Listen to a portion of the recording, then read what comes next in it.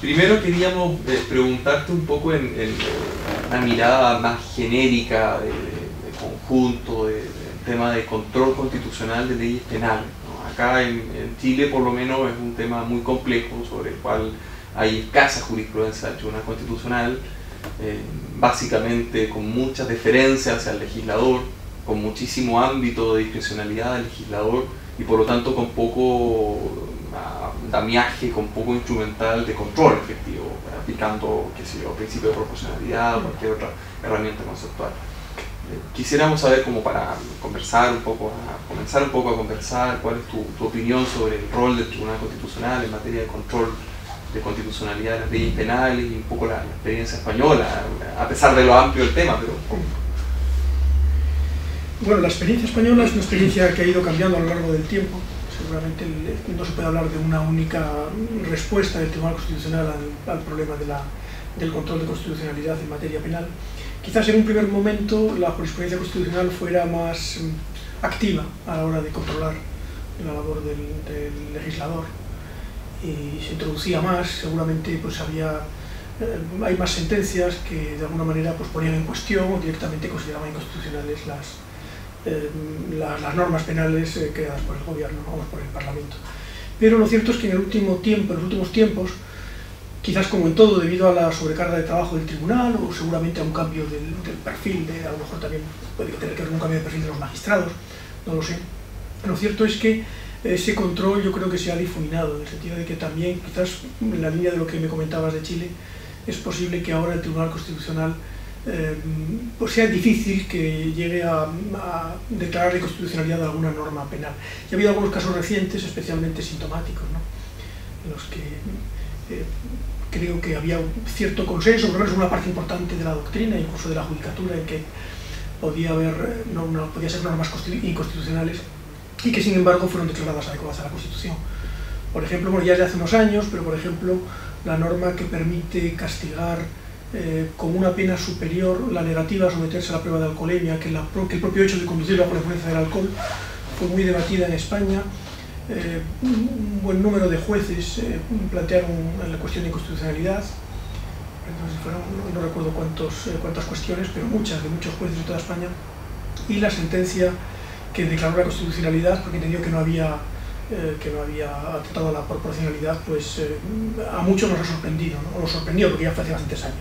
Y mucho más reciente es el caso de una normativa penal también bastante discutible, como es la que, de una manera muy novedosa en el mundo, al menos en aquel momento, yo no sé si desde entonces ha cambiado algo en otros países, pero entonces España estaba totalmente a la cabeza a la hora de incluir una discriminación por razón de sexo, discriminación entre comillas por razón de sexo, en la protección penal, de manera que ciertos delitos como lesiones, coacciones, amenazas, cuando se causan por parte del varón a su mujer, pareja, bien sea en matrimonio, bien sea en una situación similar a la matrimonial, pues tiene una pena bastante superior que en el caso de que sea al revés, por ejemplo, de la mujer al varón, o de un varón a un varón, o de una mujer a una mujer. Esto es también una normativa que se recogió en el Código Penal, que ha sido pues tan alabada como criticada, aunque yo creo que en la doctrina penal hay muy importantes autores que la han puesto en cuestión. Y ahí la sentencia del Tribunal Constitucional, que es más reciente, pues fue, yo creo que un poco decepcionante. Al final avaló la constitucionalidad, que bueno, se podría defender la constitucionalidad, pero con argumentos que yo creo que seguramente no eran convincentes.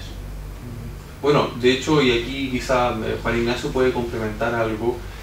Aquí hemos tenido algo de polémica en los últimos años en torno a esta supuesta figura periodísticamente llamada como femicidio, ¿no? Femicidio, porque entiendo que en el Código Penal no hay esa distinción, en el Código Penal chileno no hay esa distinción digamos, del marco penal, del marco de la pena, ¿no? El homicidio, el femicidio tienen la misma pena.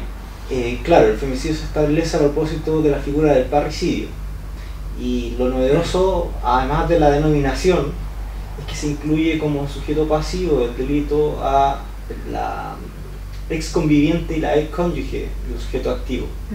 Claro, pero no pasa de eso, de ser una distinción terminológica, ya no se llama parricidio, sino femicidio, y el marco penal es como indicaba Esteban, el mismo.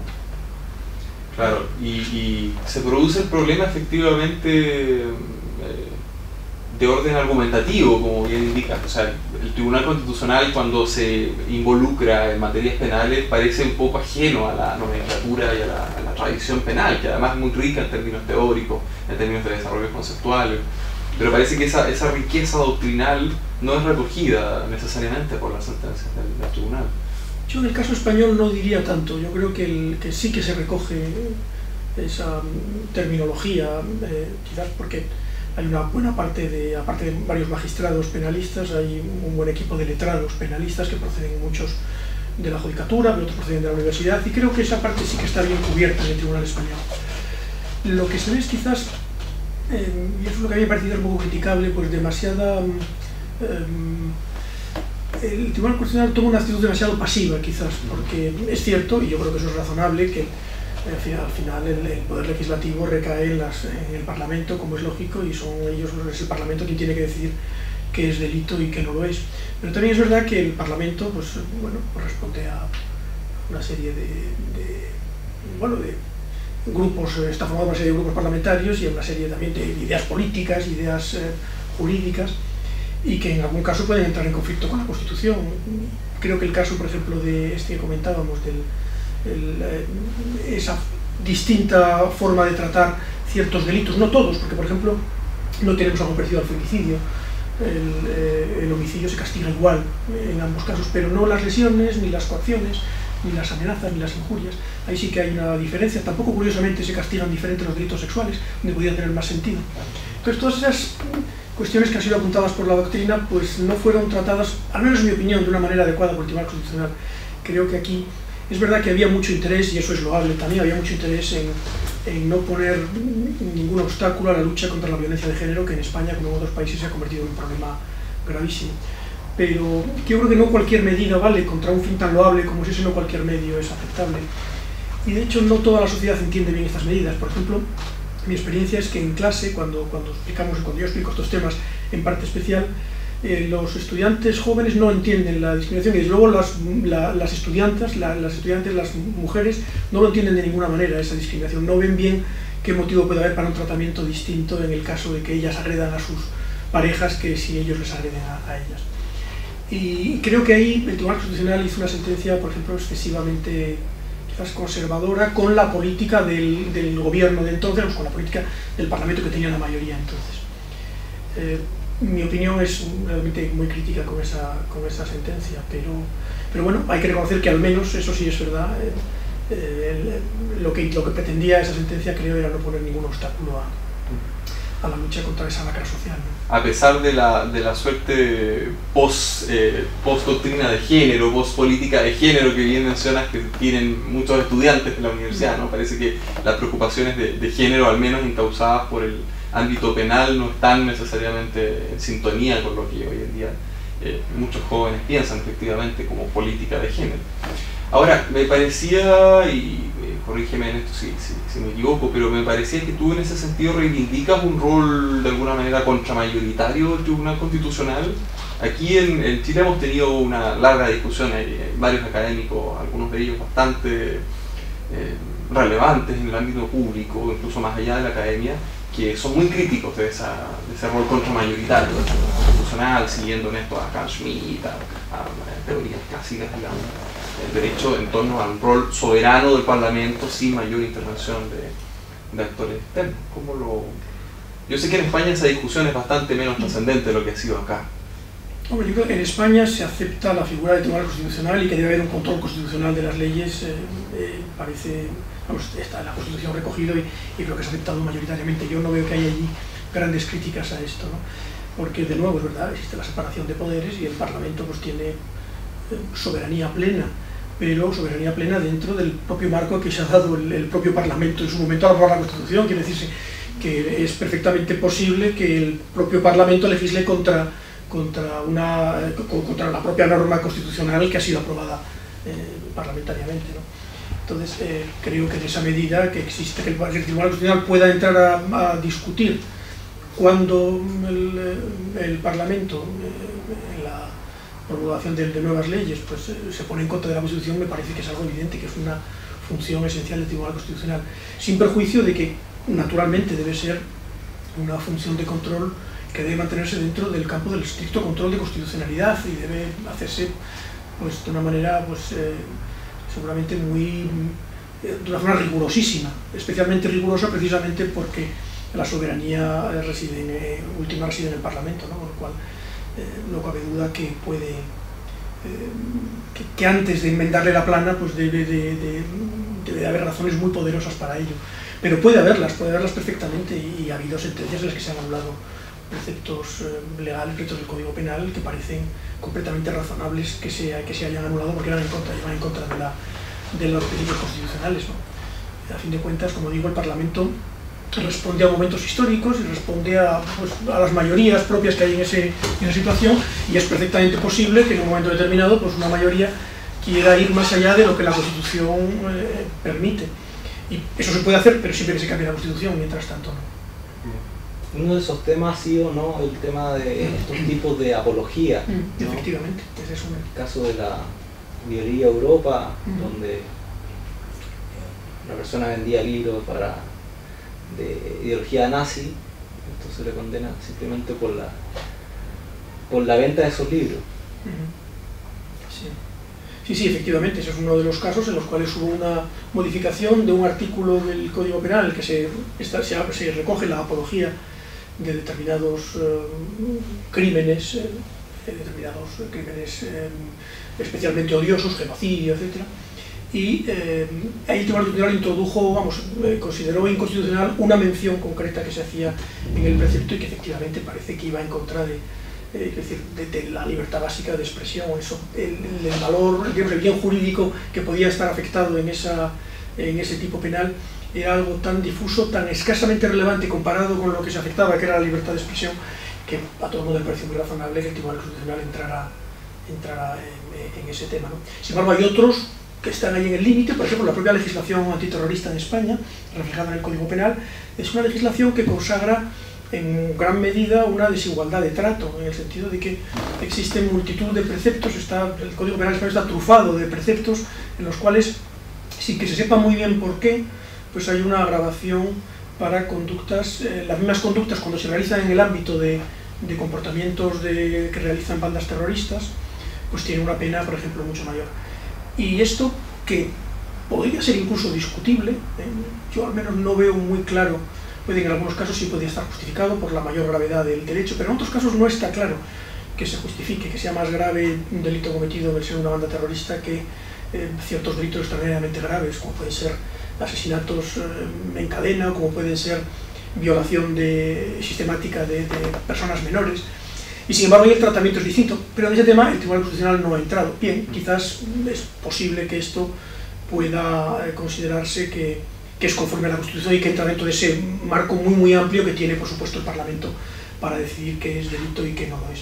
Pero cuando se trata de de legislación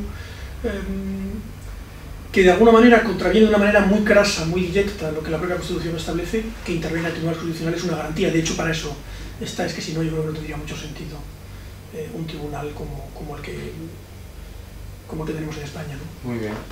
En el mismo sentido del tema terrorista, de los delitos terroristas y de las conductas tipificadas especialmente para ciertas conductas o para ciertos hechos en particular, en Chile se ha presentado la situación, no sé si estás completamente familiarizado, pero quizá por Juan Ignacio o por los medios de comunicación, del conflicto mapuche.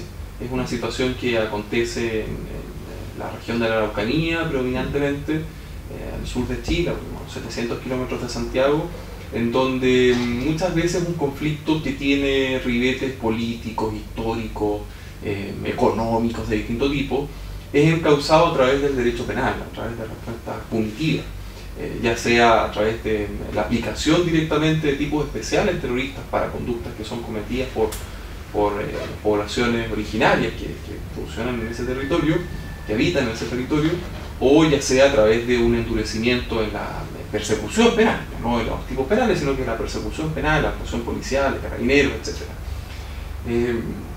No sé si has tenido oportunidad de explorar este tema en tus múltiples investigaciones, para qué, digamos, vamos revisar el currículum, que es muy extenso y que lo hemos revisado bastante bien. Pero ¿tienes alguna opinión en torno a este trato diferenciado de grupos especiales, ya sea agravado o a veces incluso atenuado en favor de ciertos grupos, pero la posición del derecho penal frente a grupos especiales, minoritarios o especiales? En mi opinión, sí que ser muy respetuosos con el principio de igualdad. Por tanto, todo lo que suponga una desigualdad de trato en un sentido o en otro tiene que estar muy bien justificado desde el punto de vista de los principios básicos del derecho penal. Y eso quiere decir, a mi modo de ver, que se puede justificar una mayor o una menor pena cuando hay un hecho más grave en el sentido de más injusto, más antijuridicidad, diríamos los penalistas, que es un hecho más lesivo, o bien cuando el sujeto presenta una culpabilidad mayor. Y fuera de eso no hay otro motivo alguno para la agravación. Y lo mismo pasa con la atenuación. Debe haber una atenuación cuando el hecho que el sujeto realiza pues es menos grave por el motivo que sea, porque afecta a un bien jurídico de menor importancia, porque lo afecta de una manera menos grave, o cuando la culpabilidad está disminuida, porque falta la imputación subjetiva o está disminuida. No estoy seguro de que esto se dé siempre en los casos, por ejemplo, que comentaba yo en el Código Penal Español en relación con los delitos terroristas. En los delitos cometidos en el seno de bandas terroristas, los delitos terroristas, sí que hay un elemento de agravación que aumenta el injusto y que puede justificar una pena mayor, y en ese sentido, en algunos casos está justificada, esa es mi opinión.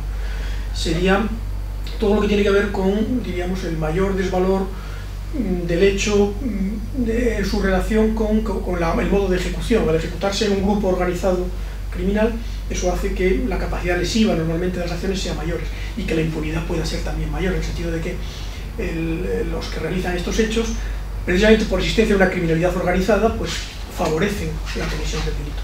Pero esto es un problema general de la criminalidad organizada, o sea que tiene sentido que haya agravaciones cuando un delito se comete en el seno de una organización criminal.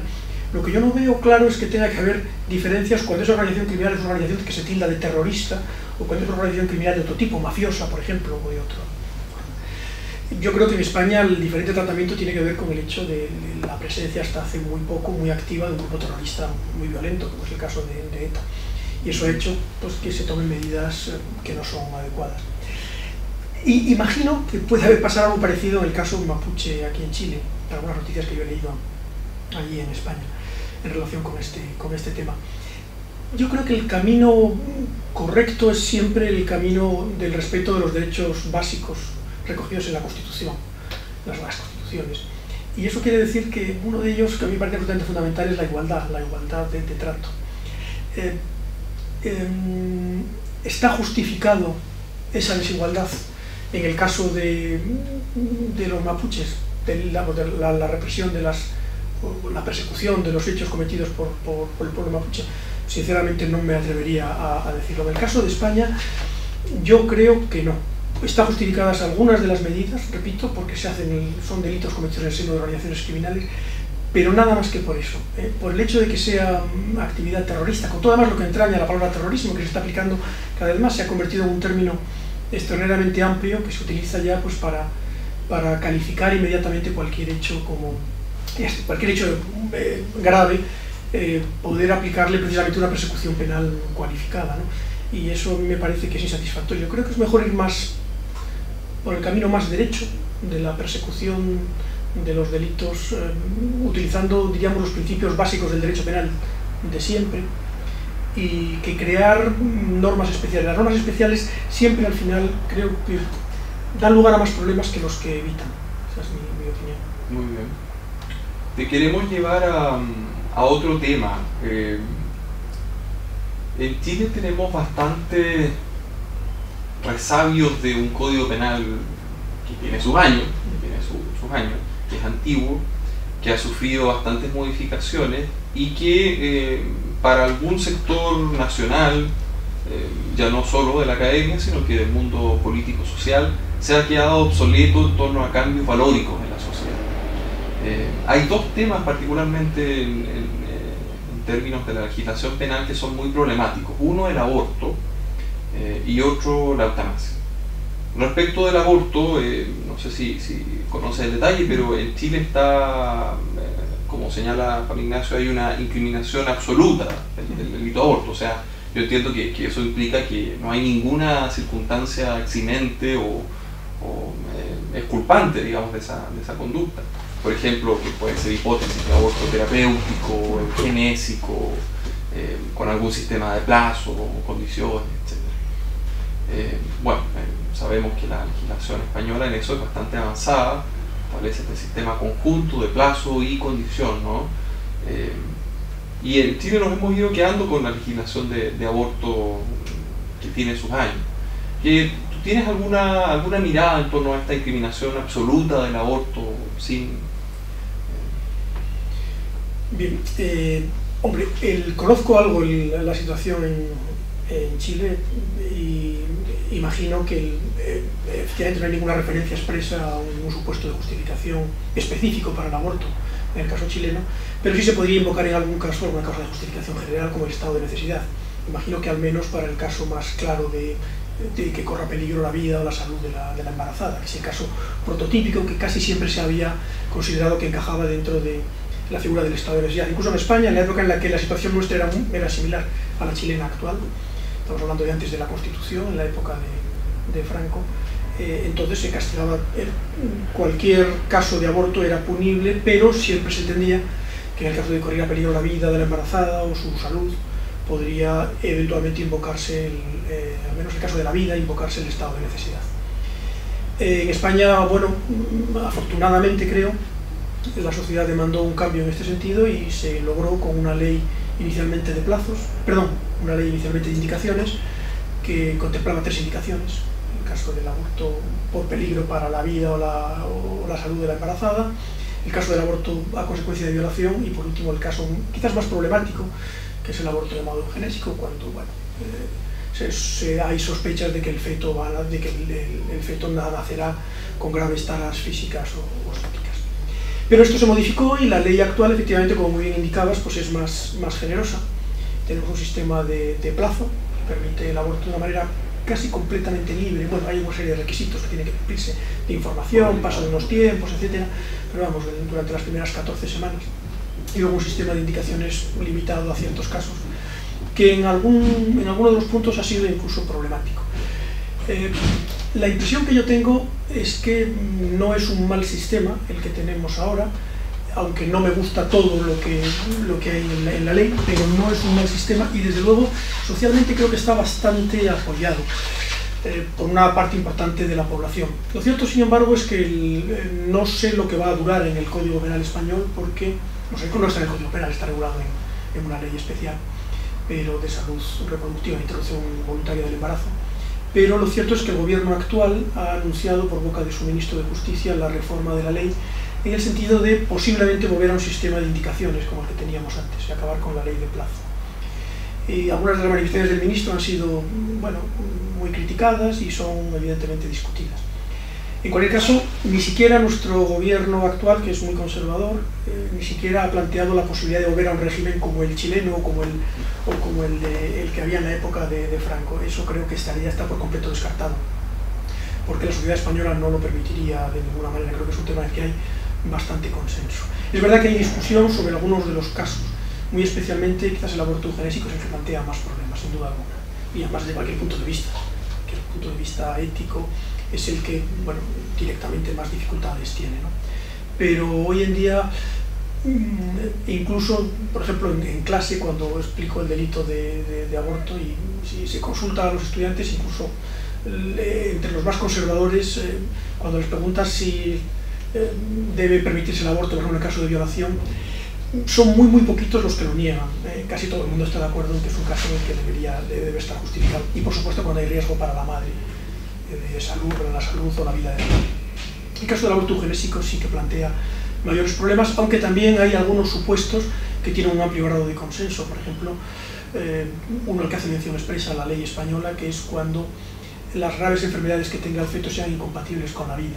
Casos en los que llevar adelante el embarazo no hace más que crear riesgo para la salud de la embarazada y no ofrece nada a cambio, el niño no va a poder nacer, no va a poder vivir, con lo cual realmente es hacer a la madre que padezca un sufrimiento que es por completo no fructífero, que no sirve realmente de nada. En otros casos puede ser más discutible, por supuesto. Los casos más conflictivos son los de enfermedades que no llegan hasta el punto de ser incompatibles con la vida, ni que suponen graves sufrimientos para el propio feto, pero que sí suponen pues, algún tipo de minusvalía, el caso de los síndromes de Down, por ejemplo, etc. Esos son los casos quizás más problemáticos, pero en lo otro yo creo que hay un consenso bastante amplio. En Chile tenemos una figura, volviendo a la segunda hipótesis valórica, supuestamente valórica, todo es un poco valórico, pero nosotros aquí lo catalogamos habitualmente como conflictos valóricos. La segunda figura de eutanasia está penalizada en el código, y en esto Juan Ignacio me puede corregir o complementar, a través de la figura del auxilio al suicidio. Y aparentemente, salvo, claro, la concurrencia, como bien aclaraba el decano antes, digamos, concurrencia de alguna causal de justificación general, no hay hipótesis de justificación específica. Parece que aquí las razones de libertad individual pueden ser incluso más poderosas que los derechos sexuales y reproductivos de la mujer, amparados también en la autonomía o derivados de la autonomía individual de la persona. Parece que con la eutanasia hay una razón incluso más poderosa para proceder de esta manera, pero el Código Penal chileno en cambio mantiene el delito de auxilio al suicidio. ¿Cómo lo ves tú? Pues por una parte tienes razón en que puede haber una razón más poderosa porque está en juego la propia libertad del sujeto que desea morir, pero sin embargo hay un dato relevante, y es que en los distintos ordenamientos del mundo la regla no es precisamente la de admitir la eutanasia. Son muy pocos los estados que tienen una regulación específica para la eutanasia, y sin embargo en el caso del aborto pues hay muchísimos estados, los estados avanzados, que permiten el aborto en ciertos casos, ¿no? Eso quiere decir que esa apariencia a lo mejor es en parte engañosa, y que en el fondo pues sea más fácil quizás el caso del aborto que el caso de la eutanasia. Pero lo cierto es que se van dando pasos cada vez más también en esa línea. El caso español es un caso singular, porque no sé si lo conoces, pero en España la regulación es muy similar. En principio está tipificado a través de la figura de la cooperación, de la cooperación al suicidio. Hay dos modalidades: la cooperación no ejecutiva al suicidio y la cooperación ejecutiva. Y existe luego una regulación que permite atenuar la pena de la cooperación ejecutiva y de la no ejecutiva al suicidio en caso de que se dé un contexto eutanásico. Por lo tanto, lo que prevé la ley no es tanto una eximente para la eutanasia como una atenuante. Se rebaja la pena en 1 o 2 grados respecto a la pena que correspondería a la cooperación no ejecutiva o a la cooperación ejecutiva al suicidio. ¿Qué significa esto? Pues que en la práctica, prácticamente siempre, la pena va a quedar por debajo del nivel en el cual, diríamos, es obligatoria la entrada en prisión. Así que en España tenemos un sistema en el cual no se permite la eutanasia de una manera, diríamos, legal, no está permitida. Sin embargo, es altamente improbable que nadie vaya a ir a la cárcel en casos de eutanasia. De hecho, solo ha habido, que yo sepa, una sentencia condenativa. Además, es una sentencia que se le da poca importancia porque ni siquiera está muy detallada, ni el caso yo creo que estaba claro lo que ahí aparecía, pero en general no hay casos en los tribunales, ninguno, en los que se enjuicia a personas por haber ayudado a otros a morir. Ha habido algún caso muy conocido, como uno muy famoso, el caso de Ramón San Pedro, que dio lugar a una película muy conocida, Mar Adentro. Y este caso, por ejemplo, no llegó nunca, se sabe quién fue la persona que ayudó, pero no llegó a haber una condena por este hecho. Y lo cierto es que incluso si alguien voluntariamente ayudara a otro, incluso llegara hasta el punto de ejecutar él mismo la muerte, o sea, la cooperación ejecutiva, la pena que al final se le impondría estaría por debajo, ya digo, del límite en el cual tendría que entrar en prisión siendo el primer delito, con lo cual hay una especie de admisión tácita de la eutanasia. ¿Debería irse más allá? Si es la pregunta que me haces. ¿Debería irse más allá y regular los casos en algunos casos una eximente para la eutanasia? Mi opinión es que sí. Es posible que en esto, y que veamos pasos en el futuro, no ahora, desde luego, y en el caso de España, en este momento, desde luego no. Nuestro gobierno el que tenemos en este momento es un gobierno conservador. Pero yo creo que no es improbable que esto vaya adelante, y tengo la impresión además de que es un caso en el cual difícilmente habrá luego marcha atrás. Pues pasa un poco como con los matrimonios homosexuales, ¿no? Otro tema de política jurídica que en España fue muy discutido en su momento, pero que ahora prácticamente no discute nadie. De hecho, el Tribunal Constitucional se acaba de declarar constitucional. Luego de 7 años, ¿no? Sí. De la sentencia.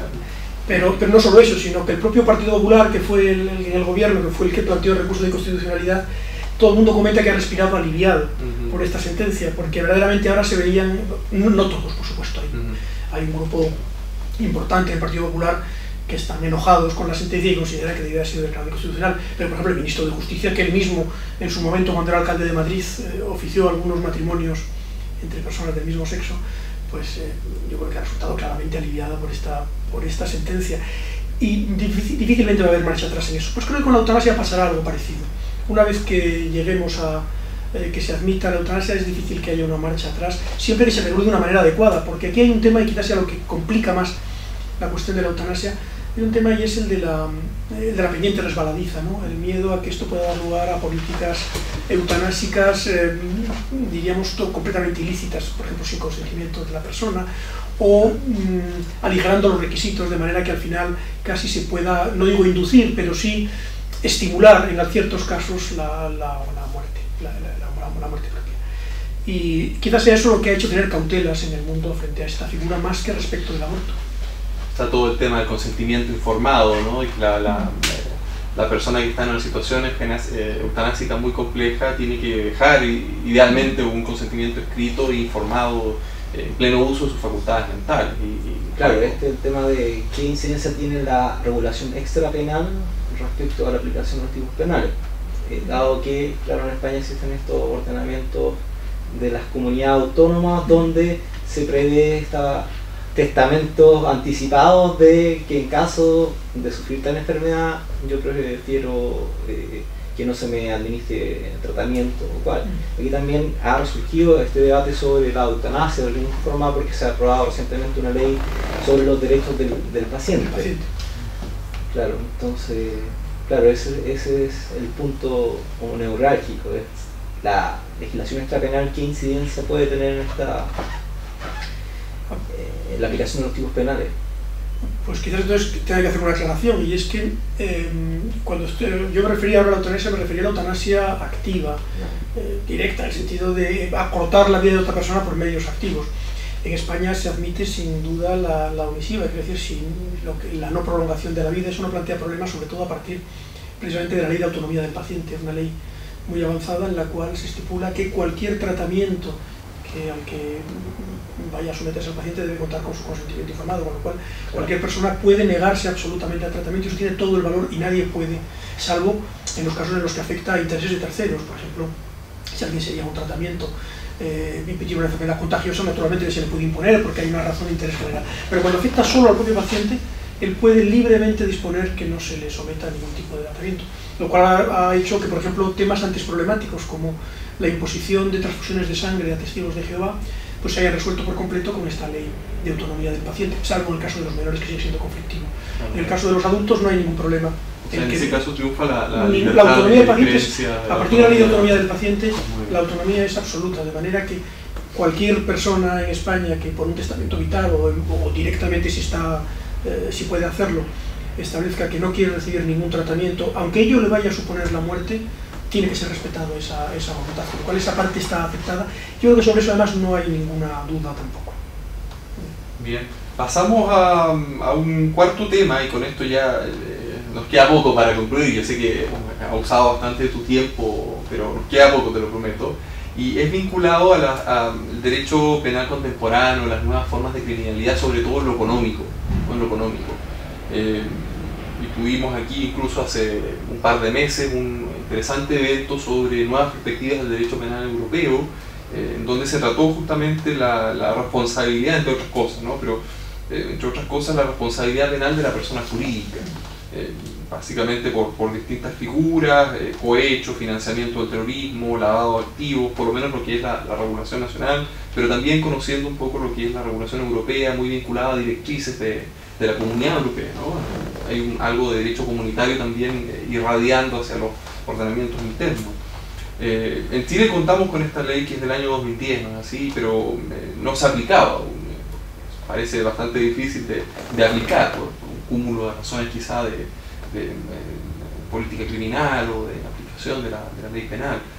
¿Cómo está la experiencia española en el sentido de la responsabilidad penal de las personas jurídicas?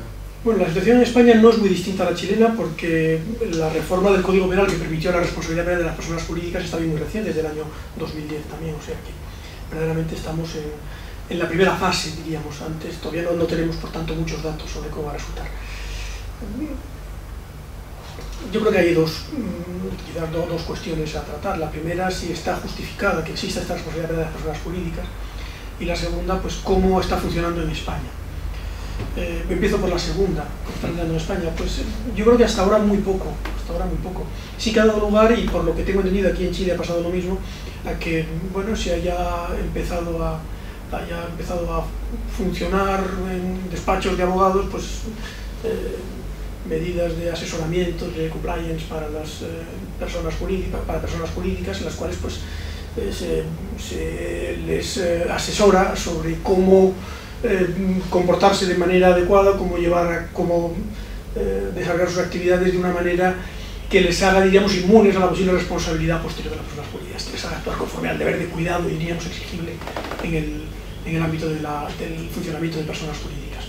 Pero no tenemos todavía mucha experiencia, entre otras cosas porque en un primer momento se aprobó la ley penal y no se aprobó la reforma procesal necesaria para esto, lo que planteaba problemas casi insalvables a la hora de gestionar el proceso contra las personas jurídicas, quién se sentaba en el banquillo, quién lo defendía, etc.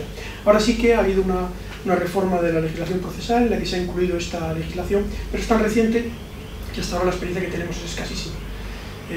No conozco toda la jurisprudencia que pueda haber sobre esto, pero hasta hace no mucho tiempo solamente yo recuerdo una única sentencia en la que se trataba en la que se aceptaba la responsabilidad de las personas jurídicas en un caso además de tráfico de drogas, porque en España es uno de los delitos en los que es posible esta responsabilidad. Por tanto, hasta ahora ha dado lugar más a una práctica a nivel de despachos de asesores en despachos de derecho penal económico a empresas que a una práctica judicial en sentido estricto que sea por lo menos relevante. En cuanto a la otra cuestión, si debe ser o no perseguida, bueno, pues parece que es un tema cerrado porque en muchos sitios ya se considera como algo inevitable, ¿no? Sin embargo, es curioso que todavía hoy, en la mayor parte, yo creo que de la mejor doctrina, en Alemania, en España, conozco algún caso también aquí en Chile, pues es muy contraria a esta responsabilidad real de las personas jurídicas. No porque yo soy uno también, vamos, no de la mejor doctrina, pero desde luego sí de los que se oponen a la responsabilidad real de las personas jurídicas.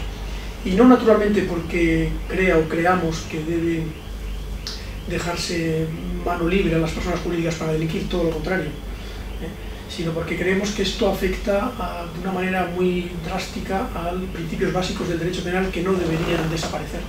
Y por poner solo un caso, al principio de culpabilidad. El principio de culpabilidad es un principio muy vinculado, desde mi punto de vista, necesariamente vinculado a la mente del delincuente, al conocimiento, pero conocimiento en el sentido psicológico del término.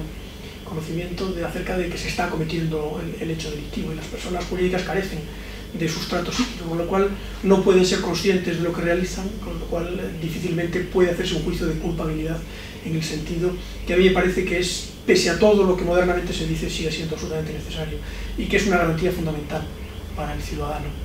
Hay como una suerte quizás de responsabilidad cuasi objetiva. Es sin más una responsabilidad objetiva, yo no tengo ninguna duda. Esto es responsabilidad objetiva, lo que pasa es que, bueno, como en este caso se impone a la persona jurídica que tampoco tiene los mismos derechos en el sentido que tenemos las personas físicas, tampoco se le puede causar daño, lo cual al final tampoco importa mucho. Si el efecto, quiero decir, tiene que haber medidas para las personas jurídicas en cuyo seno se delinque, sin duda alguna. ¿Tiene que ser eso derecho penal? Mi opinión es que no. ¿Por qué? Porque contamina lo que es el derecho penal tradicional. Esa objetivización del derecho penal a través de la responsabilidad de las personas jurídicas, desde mi punto de vista, puede plantear el problema de que al final se traslade por un efecto de contagio a la responsabilidad de las personas físicas y se comience a permitir también aquí la responsabilidad objetiva. Yo recuerdo cuando yo empezaba en mi carrera académica como joven profesor, recuerdo que entonces teníamos como principio básico de nuestra actividad en la materia penal el acabar con los vestigios de responsabilidad objetiva que había en el Código Penal español. Y creo que aquel era algo loable y que se consiguió prácticamente acabar del todo con esto y que nuestra responsabilidad sea puramente subjetiva. Bueno, pues esto creo que es un paso atrás, sencillamente. Es un paso atrás que puede tener un efecto contaminante en la responsabilidad de las personas físicas. Si se permite la responsabilidad de personas jurídicas, a pesar de que no actúan, por ejemplo, con dolo, porque la palabra dolo requiere conocimiento, y conocimiento es un término ligado a datos empíricos, psíquicos de un sujeto consciente que es capaz de conocer la realidad. Pues en la medida en que se admita que una persona jurídica actúa con dolo, pese a que no tiene esa parte subjetiva, pues el dolo de las personas físicas también va a quedar afectado. Y a mí eso me parece peligroso. Lo que no quiere decir que no haya todas las medidas para luchar, primero, contra las personas físicas, que son los responsables de la persona jurídica. Por supuesto, deben arbitrarse todo tipo de medidas jurídicas para levantar el velo, para perseguir a los que están detrás y con todos los instrumentos del derecho penal clásico de toda la vida. Y por supuesto se pueden tomar medidas contra la peligrosidad de ciertas organizaciones, sin duda alguna, pero no llamarle derecho penal, no llamarle responsabilidad penal, porque eso, repito, es un efecto, al final es un efecto de contaminación. No es más que eso, es una cuestión más que tenga que ver con que haya o no haya algún tipo de medidas jurídicas sancionatorias contra las personas jurídicas, que yo creo que eso nadie lo pone en duda que tiene que haberlas, sino con cómo las denominamos y si las catalogamos dentro del sector del derecho penal, que repito, es un sector que por la razón que sea, creo que hay, bueno, es una razón que los que nos dedicamos a esto comprendemos bien, está muy ligado a cuestiones subjetivas, como son el principio de culpabilidad, que no se da en otras ramas del derecho, pero que para nosotros son absolutamente esenciales. La noción de culpa, ¿no? La noción de culpabilidad. Yo creo que es esencial, quiero decir, no se puede decir que alguien ha actuado con dolo si no conoce en el sentido psíquico del término, si no conoce lo que estaba realizando, si no sabe que está matando a otro, no comete un delito de homicidio. Y la persona jurídica no sabe. Sabrán las personas físicas que están detrás, pero la persona jurídica evidentemente no sabe, ¿no? Hace poco daba una conferencia sobre este tema en la Universidad de Coimbra, y el título de la conferencia era Societas peccare non potest nec delinquere, o sea, las sociedades no pueden pecar ni delinquir. Quiero decir, una persona jurídica no podría pecar. ¿Por qué no puede pecar una persona jurídica? Es un intento de comparación con la responsabilidad. No puede pecar porque el pecado requiere ese conocimiento psíquico por parte del sujeto. Bueno, pues la responsabilidad penal está muy ligada también a ese conocimiento psíquico, por supuesto quitando al margen la cuestión estrictamente moral. Estamos hablando de derecho, estamos hablando de conocimiento de los elementos que entrañan el desvalor de la conducta, los elementos del tipo y de los presupuestos de las causas de justificación. Eso quiere decir que el sujeto tiene que conocer que se da esto, si no, no hay responsabilidad penal por hecho doloso. Sencillamente no la hay, desaparece el dolo, hay un error. Bueno, pues las normas jurídicas todas actúan por error, en el sentido de que no conocen, de hecho, ni siquiera son capaces de conocimiento porque carecen de datos psíquicos. Así que la pretensión de equipararlas a la persona física en esto, yo creo que no solo no es moderno como se pretende, sino que es un verdadero paso atrás en la línea de lo que comentabas, es sencillamente una vuelta a la responsabilidad objetiva. Y eso no es un avance, eso es un retroceso. Incluso teníamos hace un par de meses invitado por Juan Ignacio del Centro de Estudios Penales a un colega tuyo muy experto en neurociencias, ¿no? Que nos explicaba incluso todos los avances que ha habido en las neurociencias en el ámbito penal, ¿no? Cómo cada vez más las ciencias naturales van incluyéndose también en el ámbito del derecho, en este caso el derecho penal, por la vía de aclarar cuestiones de culpabilidad y responsabilidad subjetiva a través de las neurociencias, ¿no? ¿Cómo se llama el Manuel Cancio. Manuel Cancio. Sí, efectivamente es un tema cada vez más importante y sin duda alguna yo creo que las ciencias naturales tienen mucho que decir en el ámbito del derecho. Y es verdad que el derecho penal se ha alejado un poco de las ciencias naturales desde siempre. Mi opinión es que debería volverse algo a esto. Pero bueno, al margen de la polémica sobre ciencias naturales, sí o no, pero yo creo que solo hay una ciencia, no existen ciencias sociales y ciencias naturales, solo hay un método científico, solo hay al final una ciencia que aborda una realidad que puede ser más o menos compleja. Una cosa es la realidad física que ve la física y otra cosa es la realidad social que ve el derecho o la sociología, etc., ¿no? Pero al final se trata de análisis de la realidad. Pero en realidad aquí de lo que se trata es de ver en qué medida los principios básicos del derecho penal se dan en la responsabilidad de las personas jurídicas. Mi opinión es que no se dan de ninguna de las maneras. Es decir, hay un elemento, incluso el primer elemento de la teoría del delito, la acción. La acción se define desde siempre como un comportamiento voluntario, y cuando hablamos de voluntariedad nos referimos a un sujeto consciente que sabe lo que está haciendo. Entonces la persona jurídica sencillamente no existe como tal sujeto consciente, no tiene tal cosa. Así que ya no podemos decir que el delito sea una acción en el sentido de algo voluntario y que sea un hecho culpable en el sentido de que haya actuado con imputación subjetiva. ¿Esto es una buena solución? Pues yo creo que no, que de ninguna manera. Repito, porque yo lo único que tengo es el efecto contaminador. El efecto de que al final se diga, bueno, si no hace falta ese conocimiento psicológico para la persona jurídica, porque sí para la física, ¿no? Y al final lo que volvamos es al sistema de responsabilidad objetiva que tanto costó acabar con él. Y no olvidemos que de todos los ciclos que lleva la humanidad sobre la Tierra, El único momento en el cual no se admite la responsabilidad puramente objetiva es ahora y solo en ciertos países del mundo, no en todos. Sigue habiendo una gran parte de países en los cuales existen delitos de pura responsabilidad objetiva, entre otros los países anglosajones, donde los delitos llamados de strict liability, de responsabilidad objetiva, son, es verdad, una minoría, pero siguen estando sobre la mesa. Y son pocos los países que, bueno, poco por precisamente aquellos que pertenecen a la órbita de la dogmática penal alemana, en los que ha quedado clarísimo desde hace más de un siglo que la responsabilidad penal es una responsabilidad subjetiva, en el sentido fuerte del término, subjetiva. Responsabilidad que tiene que ver, entre otras cosas, y aunque muchos penalistas no compartan seguramente esta idea, tiene que ver con la psicología de la gente, tiene que ver con el hecho de que hay un sujeto consciente al que le podemos imputar su hecho precisamente porque es parte de su psique, porque ha conocido el hecho y lo ha querido. A mí esa parte me parece insoslayable, me parece un elemento nuclear, central del derecho penal. Esto no se da en la responsabilidad de las personas jurídicas, no se da de ninguna forma, por tanto no le llamemos derecho penal, llamémosle otra cosa, que no pasa nada. Medidas administrativas, y evitaremos además problemas también procesales y de otro tipo. Voy a colgarme, para ir cerrando, digamos, voy a colgarme de la conexión, no conexión, digamos, la unidad científica que planteabas entre ciencias naturales y ciencias sociales para hacerte una pregunta en el área de la educación, quizás en tu rol, bueno, de académico, de catedrático de mucho tiempo y hace algunos años de decano, además de la Facultad de Derecho de la Universidad Autónoma de Madrid, que es siempre un referente tanto dentro de España como incluso en el mundo hispanoamericano. Nosotros tenemos, quizás lo habrás visto en los medios de prensa recientemente, una gran polémica sobre la calidad de la enseñanza superior, vinculo con el avance científico, ¿no? Las universidades son no los únicos, pero centros importantísimos, quizás los más importantes en el avance científico. Pero para que se produzca ese avance científico desde las universidades, estas tienen que tener estándares de calidad altos, elevados. Hemos sufrido en los últimos meses, quizás los últimos años, una polémica gravísima en Chile sobre el aseguramiento de calidad.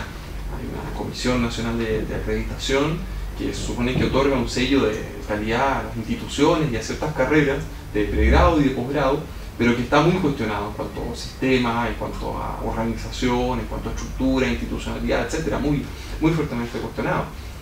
Por lo tanto, yo estuve incluso revisando en la página de la Facultad de Derecho de la Universidad Autónoma de Madrid y me daba cuenta cómo tenéis también un sistema interno de aseguramiento de calidad amparado por el nuevo Real Decreto, que a la vez articula los cambios a nivel europeo también, el sistema europeo de educación, en el espacio europeo de educación superior, ¿no?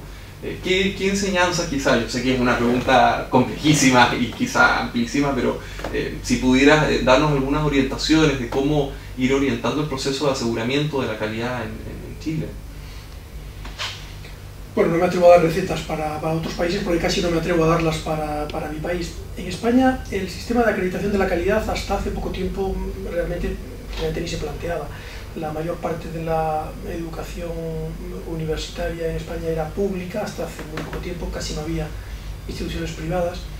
Había algunas muy señaladas, que llevan muchos años funcionando muy bien, pero diríamos que la explosión de las universidades privadas se ha producido muy recientemente, hasta hace poco tiempo eran solo universidades públicas. Y ahí los estándares de calidad pues venían seguramente dados por el propio sistema de selección del profesorado, un sistema exigente, que hacía que yo creo que el nivel académico en España en las universidades fuera en general bueno.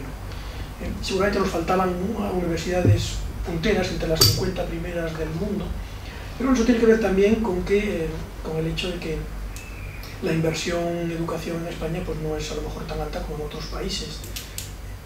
Y sin embargo el nivel medio era un nivel alto, y creo que sigue siendo.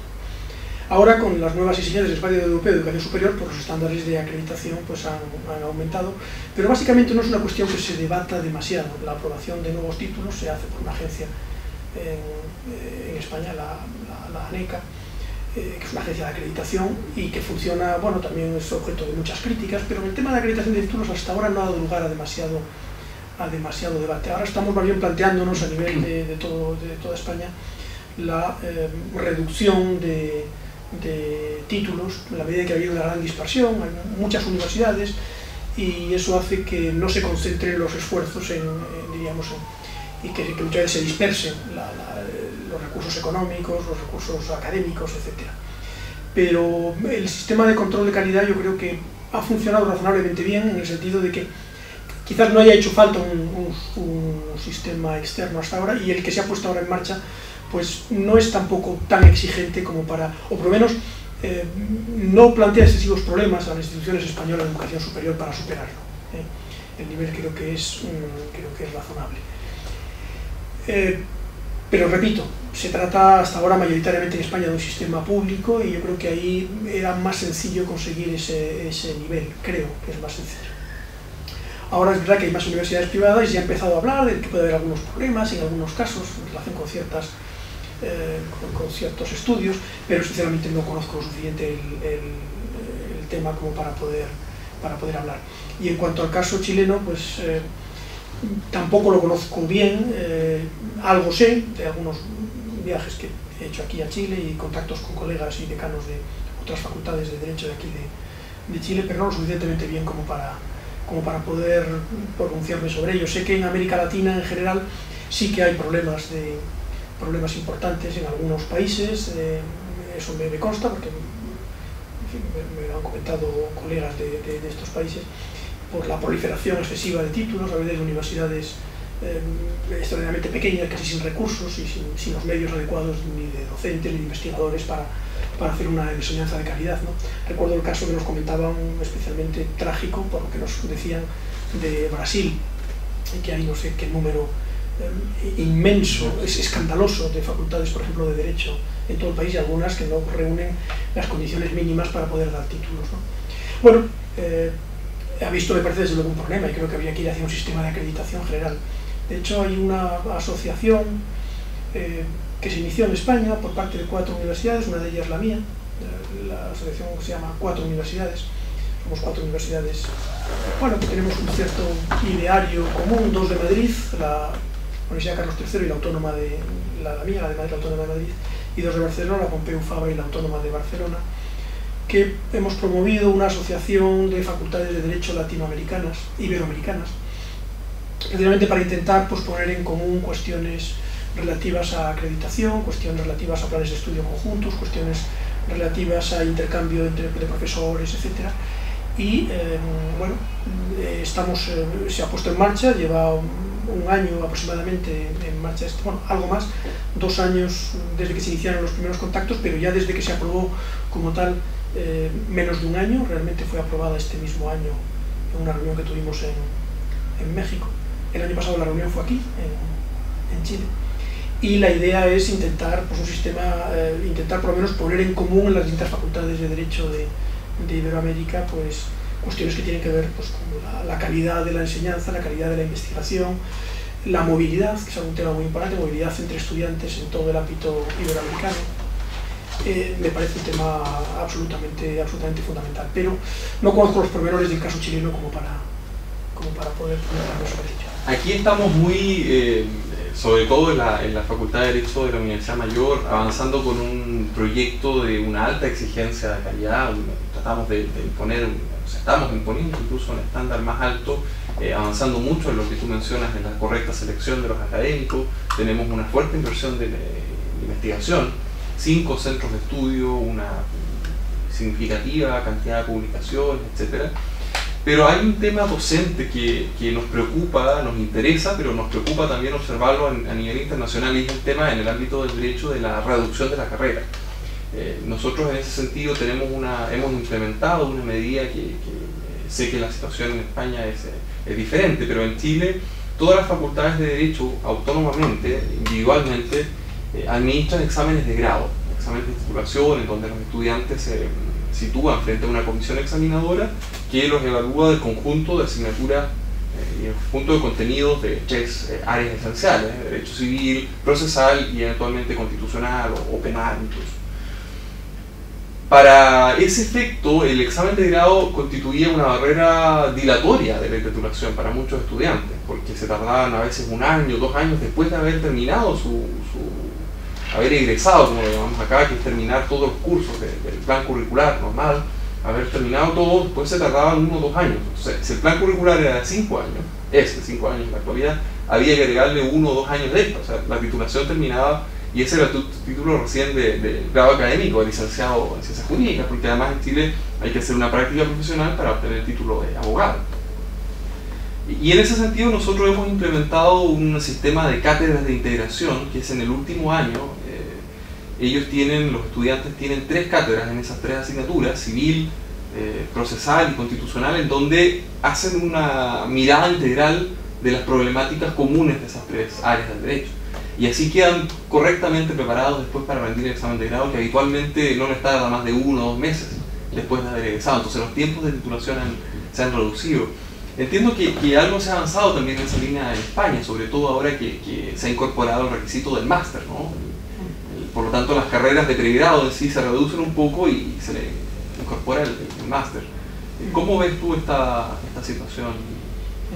Bueno, en España la situación actual es que efectivamente el grado del derecho pues ha pasado del sistema tradicional, que era básicamente de 5 años, en la mayor parte de las universidades, pero no en todas, a un sistema de 4 años de grado. No en todas, por ejemplo, nosotros ya hace muchos años que tenemos un sistema de grado de 4 años y con unos resultados creo que excelentes en autónomo. Pero por eso nosotros el cambio no ha sido demasiado brusco, porque ya teníamos un sistema de 4 años. Pero efectivamente, después de esos 4 años, para ejercer alguna profesión, concretamente la de abogado o la de procurador, pero no otras, es preciso además cursar un máster de acceso a la abogacía o a la procura, y pasar un examen nacional. Bueno, el máster acaba de empezar ahora mismo, hace unos meses, desde septiembre, porque hasta ahora no se había puesto en marcha porque no había graduados, que son los únicos que tienen que hacer no los licenciados antiguos, solo los graduados.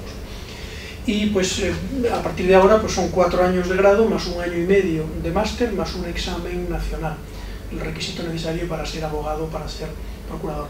Otras profesiones jurídicas como juez, fiscal, registrador de la propiedad, notario, etcétera, tienen sus propios sistemas de oposición. Normalmente sistemas muy exigentes que requieren muchos años de preparación. Pues como promedio para ser juez mínimo 2 años o 3 de preparación, y en otros casos como registrador de la propiedad o notario pues pueden ser 4 o 5 años como poco de preparación de estas oposiciones.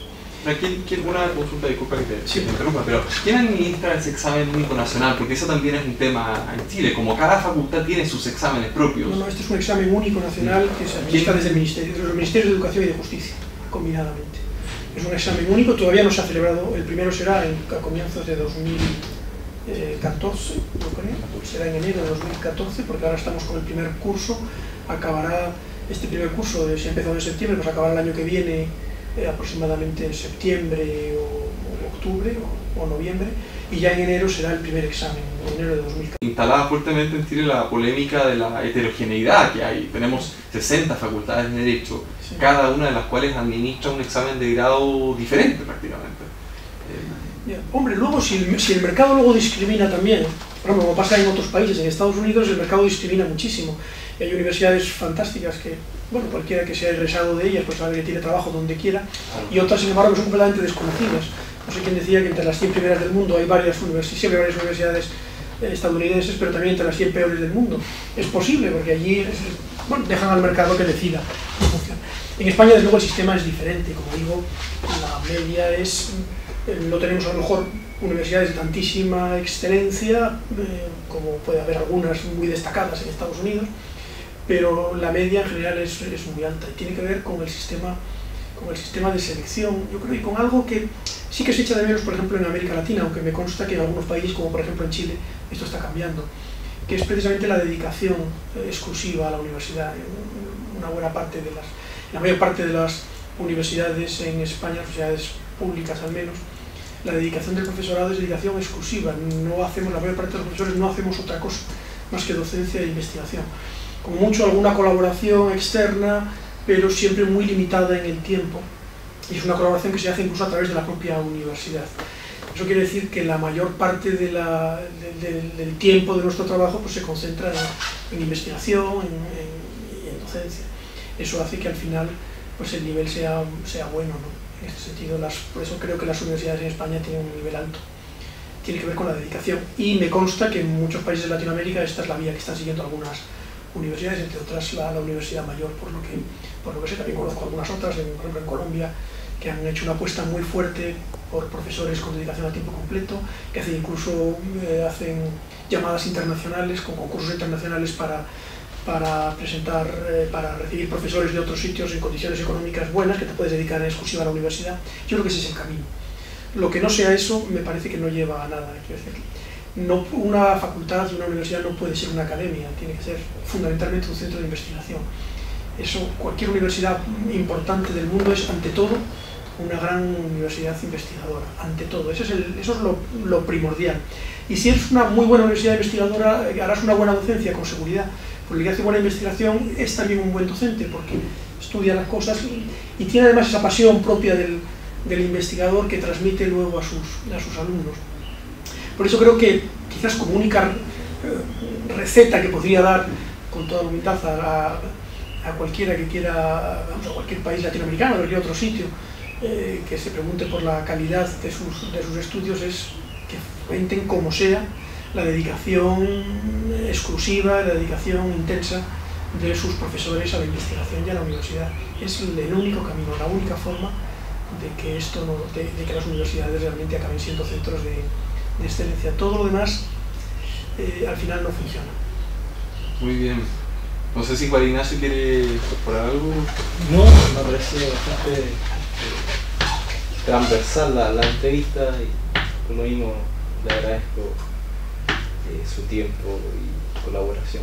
Sí, queremos agradecerle al decano de la Universidad Autónoma de Madrid, el doctor Fernando Molina, por haber estado junto al Diario Constitucional y la Facultad de Derecho de la Universidad Mayor, que tienen una alianza estratégica, de colaboración estratégica.